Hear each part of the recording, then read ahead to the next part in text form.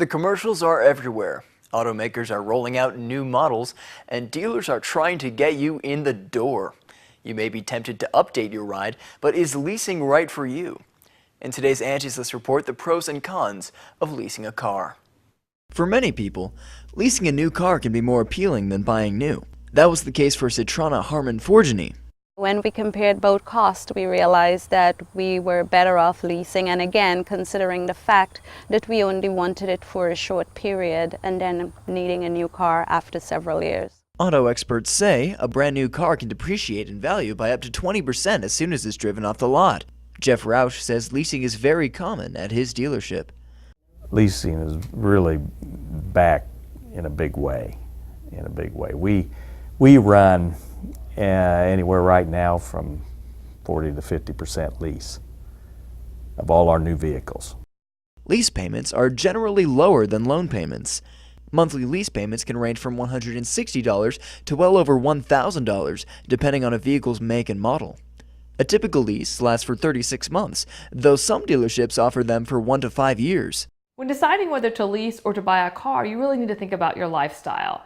Remember that when you're leasing, you're going to get a new car every few years, but you're always going to have a car payment, even though your car payment's probably less than if you were buying the car. Additionally, remember that if you are leasing, there's usually limitations on mileage. So if your office is a long distance from your home, you want to be careful that you're going to have enough miles on the lease. If I ever have anybody disgruntled with a lease, it's because they way underestimated their miles. And they did it because they were trying to achieve a payment. You know, they went ahead and signed a lease for 10,000 miles a year, knowing that they drive 18, but it was the payment they wanted. But they got a real slap in the face when that thing was all over, and now they got a big old mileage penalty at the end. Whether you lease or buy, it's important to do your research. Never walk into a dealership uneducated. You need to know what you want and what you can afford.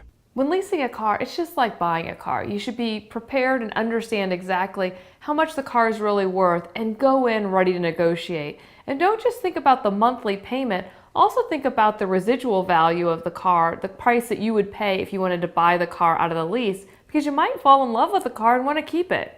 Angie's List advises consumers to read and fully understand the lease agreement before signing. Also, ask the dealership about gap insurance coverage. If you have it and the leased car is wrecked, the insurance will cover the difference between the car's actual market value and the remaining balance to pay the lease off. I'm Noah Began for News 46.